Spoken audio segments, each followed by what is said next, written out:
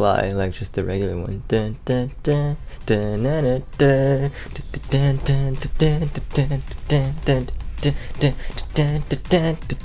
dun, dun.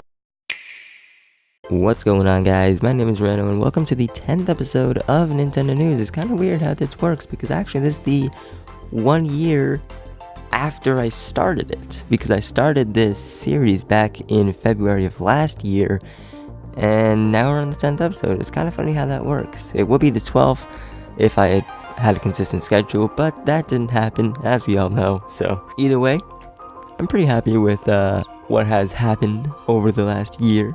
Like I said before, hopefully there'll be many more years of me making these videos, and hope you guys keep on enjoying them as much as I do making them. So with that intro out of the way, let's just get started talking about the news of January. This technically might be a 2018 news sort of thing. I maybe should have talked about it in the last episode, but Super Smash Bros. Ultimate is actually number 1 in the best sellers of 2018 in video games on Amazon. And it only came out in December. That's the thing. It only came out in December, and it is the number 1 best seller of the entire year in the entire video games category. The Nintendo Switch itself was number 6, Pro Controller was number 8, and a screen protector for the Switch was number 4. So people getting a lot of Switches in 2018, and a lot of people bought Smash for it to become the best seller of the entire year in just a month. So I'm sure a lot of you guys know Hyperkin. They make a lot of third-party products for Nintendo and some other companies, but they also are more, I guess, commonly known for the Retron systems, Retro N, I don't know how to say that, which allows you to play retro games like a NES, SNES, all those on HDMI TVs. And they also made a case that you can put your phone in and play Game Boy games. I don't know if the emulator comes with it, but they made it. So, yeah. Well, they recently said that they are making an HD TV compatible Zapper gun. Which, if you don't know, the Zapper was the gun that came with the Duck Hunt on the NES. So, they're making one that is compatible with HD TVs. So if you have an NES, if you have an original NES and Duck Hunt, and you want to play it on an HD TV, now you can, because originally the way the Zapper worked is it would just blink like an infrared light, and it would only work with CRT TVs because of the delay between the actual game and the gun reaching it, or something like that. I'm honestly not sure, but they're actually working on one for HD TVs, so maybe this will give me a reason to actually hook up my NES again. The Humble store has now started selling Nintendo games. I'm sure you guys know Humble for the Humble Bundle packages and things they sell on there, but they're actually selling Nintendo games now. They're selling both Switch and 3DS titles, and it's a pretty long list, so I'll leave it in the description below, but unfortunately it is only limited to people in the United States, so I can't get any of them yet. But it's still pretty cool that they're starting it, and hopefully they will branch out into, other countries later on. We have the cover art for Yoshi's Crafted World, as well as a release date. It is coming out on March 29th, and I am really excited for this game. I really liked, Yoshi's Woolly World. I really like playing that, and I just want another Yoshi game. From what we saw before, Crafted World, it looks really cool, and I'm honestly really excited for it. And when it comes out in March, I will probably be playing it on the channel. Maybe I'll stream it. I don't know. So you know how I said that Smash Ultimate was the number 1 best seller in video games on Amazon in 2018? Well, that also carries over to Japan. Not necessarily the same thing as it's the best seller, but it recently outsold Smash for 3DS in Japan in retail. Smash for 3DS has reached 2.5 million units sold up to this point, and Smash Ultimate has 2.6. So again, it only took a couple weeks for Smash Ultimate to outsell the previous top-selling Smash game. Of course, it doesn't include digital sales, it's only the physical copies sold in retail and all that, but still, this is impressive for just a couple weeks. But honestly, it doesn't surprise me. Smash Ultimate is, well, the ultimate Smash game. There's not really much else to say about it, but we have more news on Yokai Watch 4. I know I'm talking about Yokai Watch 4 quite a bit in these videos, but I want to play it. I want to play Yokai Watch on my Switch. I don't even have Yokai Watch 3 yet because it's not over here. One thing that we have learned is that the humans are the only playable characters. Sure, you play as them for the most part in the overworld, but during battle, you can switch to play as your yokai, which is interesting actually, and I wonder how they're going to implement that into the gameplay. Because it looks like the human player has some sort of power too, and I'm sure that's probably just the watch working. But I'm interested in seeing how it'll actually work in gameplay. If you can switch over to the yokai in battle, then how are they going to make that work? Like, I'm interested to see what happens. How are they going to do that? So this one is actually really weird and really interesting at the same time. VLC Media Player might come onto the Switch. The company that made VLC, Videoland, mentioned that they would want to have it on the Switch, and this could actually be really interesting because VLC is simply just a media player. So what I'm thinking is, with the app, with the phone app, you can just play. If you connect it to your computer, you can play right from that. You can play media files from there, and you can like look through your files and all that. So what I'm interested in is, are they going to do a similar concept with that? Are they going to have like a server sort of thing where you can go in, if your PC is on the same network, if you can go in and, you know, play through the files through there, or if you can put them on the micro SD in a separate folder and watch them directly on the Switch offline? Because if that's the case, then that opens up a whole new door for the Nintendo Switch. You could put movies on it if you have them. You could put on other videos. Oh man, I can't wait. If VLC actually gets on the Switch, assuming it'll be free, I am actually really interested in how this is going to work out. So I hope it gets through to the Switch. The Nintendo Switch Online app has updated, the one that gives you NES games, has an update, and apparently it's been data mined that SNES games could be coming onto it. There have been descriptions for games in many different languages. You know, Kirby's Dream Course, Kirby's Dream Land 3, Superstar, Mario Kart, and Super Mario World. But Super Mario World is the only one that's in English, so they could be bringing that one over first, you know, sort of as like the entryway to the SNES. But they do have a lot of games on there, and I am excited for this too, because it opens a possibility for, in the future, other systems to be on it and have like a real virtual console on the Switch with so many classic games coming from the NES and SNES, and maybe even in the future the N64 and other consoles. As we know, the Wii Shop channel just recently died.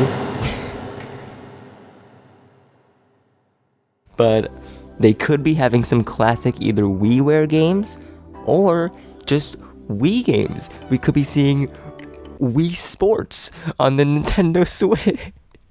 It probably won't happen, but I can hope, okay? I can hope. I want Wii Sports. Oh, why am I like this? On January 21st, it was the 20th anniversary of Super Smash Bros. It was in this day in 1999 that it was originally released on the Nintendo 64 and it's evolved into this amazing game that we have now. And, you know, it honestly changed my life, probably many other people's. So I'm really happy with that. And so is Sakurai, saying on Twitter, Smash Bros. Is 20 years old today. Over these 20 years, I've seen so many people enjoy this series in so many ways. At home, at hangouts, at conventions, even in business offices. Development's always been hard on me, but I'm supremely happy. Thank you so much for playing. And even Nintendo wrote, on this day, the first Super Smash Bros. Went on sale 20 years ago, on January 21st, 1999. It's thanks to all of your loyal support that we've been able to keep this series going even today. Thank you so much. And it's funny, because if I remember correctly, Sakurai thought, Nintendo thought that Smash Bros. Wasn't really going to be that big of a hit on the N64, and it had a much bigger turnout than anyone expected, so they kept making this series. They made Melee, that went amazingly, and they kept making them, and now we're all the way here playing Ultimate, and it is one of the greatest games I have ever played. So thank you, Sakurai, for making this game. I already talked about it before in my Smash 4 video, so I'm not going to go on any longer, but I really like this game. Nintendo is hosting 2 tournaments, one for Smash Ultimate and one for Splatoon 2, that will consist of a series of online events where the winners of each of those events will face off to win a trip to PAX East. I don't know if all 3 winners are going to go there, or if the winners of the finals go there, or what happens, but either way, it's still really interesting, and I am interested in seeing how it all works out. Because obviously you can make a Splatoon 2 team and then go with them, or you can do Smash, which is obviously, you know, you're just playing yourself. And again, I'm interested in seeing how it actually works. Because, you know, I want to see how this all unfolds. Although the rule set is a little bit interesting for Smash, it's on time. 7 minutes, the Smash Ball on, no stock, just time in 7 minutes. You know, I'm not sure how I feel about it, but it's still cool that they're doing it, that they're getting more into the, you know, the competitive scene, if you can say that. I say that very loosely because, like I said, their rule set is on time, but, you know, at least they're trying. At least Nintendo is trying. Also on the topic of Smash, version 2 is coming out. Maybe it already did. I'm not sure. I didn't get it yet, at the time of recording anyway. So, maybe it did, maybe it didn't. I'm not sure, but it's on its way. And we don't know what's in it. All we know is that it's coming. This could be the Piranha Plant update. There will likely be a lot of buffs, a lot of nerfs. Again, I'm not sure what's happening. All I know is that version 2.0 is coming, and I am excited because if this is the Piranha Plant update, I might have a new main on my hands. We'll see. I'm just going to stop the video right here for a second because actually, this one I feel like shouldn't have background video. It's just, as we knew before, the Wii Shop channel was going to be coming to an end in 2019, which is this year. And on the 30th, it finally happened. The Wii Shop channel is now closed. I mean, granted, you still can go on it, listen to the music. You know, it has the original layout back from when it first launched. There's no virtual console, there's no more WiiWare, there's only 3 things left on there now. The Wii U transfer tool, Skyward Sword photo app or something like that, and the photo channel, I'm pretty sure. So, yeah, at least they're not completely blocking us out. At least we can still go in and listen to the music and, you know, open up the channel, look at the original layout. Yeah, I just figured I should leave this part of the video blank, like no background footage or anything like that. Yeah, you can, I'll just get back to the regular video now.